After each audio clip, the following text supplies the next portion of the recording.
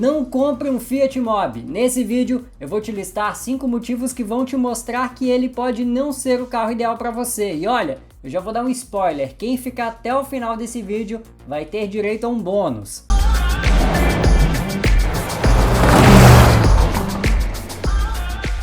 Antes da gente partir para os motivos, não esquece de deixar um like aqui embaixo. Se você gosta de saber pontos negativos e positivos sobre automóveis, é só clicar no botãozinho aqui embaixo para se inscrever e ativar também o sininho das notificações. Nada melhor do que começar a rodar para a gente falar sobre como o Fiat Mobi se comporta. Vamos nessa?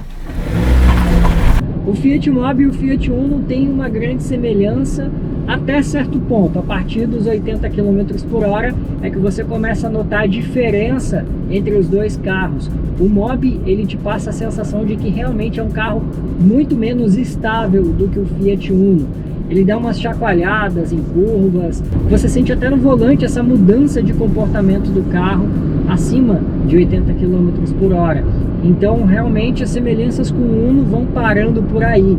A direção inclusive é hidráulica. Uma elétrica poderia ser mais eficiente, tornando-a mais leve em baixas velocidades ou em manobras e pesando um pouquinho mais com o carro em movimento. Não há regulagem de altura ou de profundidade. Mudando de assunto, a visibilidade na frente e nas laterais é interessante. Ruim mesmo fica na janela traseira, que é bastante pequena, mas não chega a incomodar tanto assim. Os limpadores de para-brisa varrem bem o vidro, que aliás é o mesmo usado no Fiat Uno. O traseiro é curtinho, mas cumpre bem a tarefa de melhorar a visibilidade em dias de chuva. Outra questão é que o fato de o Mobi ser um carro pequeno ajuda muito em manobras corriqueiras no dia a dia. Mas em compensação acaba sendo um ponto negativo em outras duas questões que costumam ser valiosas para alguns tipos de consumidor. Bom, e é aqui que a gente chega no principal ponto fraco do Fiat Mobi, que é o espaço interno. O entre-eixos curto acaba ajudando na hora de fazer as manobras, mas em compensação acaba prejudicando o espaço interno. Com isso, bom, 5 pessoas nesse carro aqui não vão bem.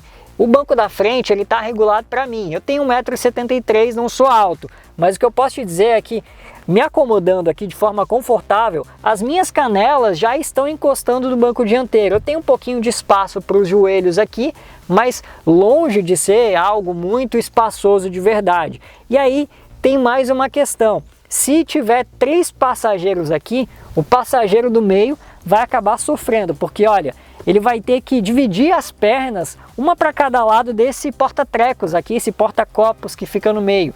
O meu pé direito e o meu pé esquerdo, eles estão acima, eles estão bem em cima do trilho dos bancos dianteiros. E aí o que acontece? Se esses bancos aqui estiverem mais para trás, eu, passageiro do meio, vou ter que dividir as minhas pernas uma para cada lado, porque o pé não vai caber aqui no túnel central. E aí vai ser uma briga por espaço aqui com os passageiros do lado. Realmente, nessa questão aí, nesse quesito, o Kwid acaba sendo uma opção melhor. Eu falei uma opção melhor, não opção ideal. Inclusive eu já vou te mostrar outra desvantagem do Mobi, que é justamente o porta-malas. Para acessar aqui, a gente precisa abrir com a chave. E aí, bom, a gente tem acesso aos poucos 235 litros, realmente muito pequeno, e ainda conta com a desvantagem de não ter nenhum forro aqui nas laterais, né? Você vê esses acabamentos aí todos soltos, sem nenhum tipo de forração, você vê a lata aparente mesmo. Agora a gente volta a rodar no subcompacto da Fiat e passa a notar algumas coisas que podem incomodar alguns motoristas, como por exemplo a falta de um capricho maior no isolamento acústico da cabine. E ruído, aliás, é algo que está muito presente aqui. Eu estou rodando numa rua de um asfalto um pouquinho mais poroso e dá para sentir, né? Dá para ouvir todo o barulho dos pneus rolando no asfalto aqui dentro. Em ruas de paralelepípedo ou mesmo de um asfalto com a qualidade um pouquinho pior, com mais remendos, ele acaba fazendo bastante barulho. Em situações acima de 100 km por hora ou em ruas, por exemplo, à beira-mar, que tem um pouquinho mais de vento, dá para ouvir todo o barulho do vento, né? Ele não isola, e também o barulho do motor invade a cabine frequentemente. E olha que nem só ruído do motor ou dos pneus ou do vento dá para ouvir. Os outros carros passando, motos, enfim, você consegue ouvir tudo e até de uma forma muito clara. Isso realmente mostra uma falta de cuidado com a questão do isolamento acústico. mas a gente está falando de um carro de entrada, um subcompacto, que já custa 60 mil reais. Apesar de ser um carro de entrada, mesmo assim, a Fiat poderia ter um cuidado um pouco maior, principalmente pelo que eles já estão custando, que não está nada barato. Nada barato é também manter o subcompacto da Fiat na rede autorizada. Por parecer um carro mais simples, com menos recursos que carros de categoria superior, eu garanto que a manutenção dele vai te surpreender e olha de uma forma não tão positiva assim. Ele não é tão barato assim de se manter quanto você imagina. Segundo o site da própria Fiat, as revisões são a cada 10 mil quilômetros e até 60 mil quilômetros são 6 revisões que no total custam R$ 5.080, consideravelmente mais caro do que no maior rival, o Renault Kwid, cujas as mesmas revisões custam R$ 3.728,79, segundo o site da Renault, uma diferença de mais ou menos R$ 1.350.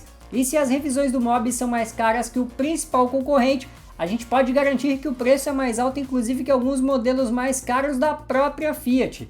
No Argo, as mesmas revisões custam um total de R$ 4.128. Sem dúvidas, um ponto de atenção daqui para frente. O preço de cada uma das revisões do Mobi vai estar aqui na descrição, mas olha, esses preços são referentes ao mês de abril de 2022 e esses valores podem sofrer alterações, beleza? E já que você chegou até aqui, eu vou te dar o bônus que eu prometi lá no início do vídeo. É verdade que o mercado brasileiro vive um momento de preços altos. O Fiat Mobi é um dos modelos mais baratos do mercado nacional, mas já passa dos 60 mil. A crítica ao preço dele é a dica bônus aqui do vídeo. Vale ressaltar que essa, aliás, não é uma crítica exclusiva ao Fiat Mobi. Praticamente todos os veículos 0 km ficaram consideravelmente mais caros nos últimos meses. Mas se você achou pouco e quer saber ainda mais sobre o Fiat Mobi, eu te dou mais um bônus e vou te mostrar 5 bons motivos para você levar o modelo da Fiat para a sua garagem. É só clicar no card aí em cima ou então no link aqui embaixo na descrição. E como a gente está falando de um carro compacto, se tem algo que pesa a favor do Mobi, são as manobras. Quer ver um exemplo? Ele realmente tem um diâmetro de giro muito curto e algo que pesa a favor disso é o entre-eixos mais curto, né? Você acaba conseguindo fazer um círculo aí, um diâmetro bem menor. Se por um lado você perde espaço interno, por outro você ganha em agilidade, aí, principalmente para manobrar, algo que é bastante exigido no dia a dia. Isso facilita e muito a vida do motorista. Uma coisa legal é a função um toque na seta. Basta dar um toquezinho para ela piscar 5 vezes. É o suficiente para você mudar de faixa. Gostou desse vídeo? Então deixa um like aí embaixo. Se quiser acompanhar mais conteúdos como esse, se inscreve no canal e ativa também o sininho das notificações. A gente se encontra no próximo vídeo.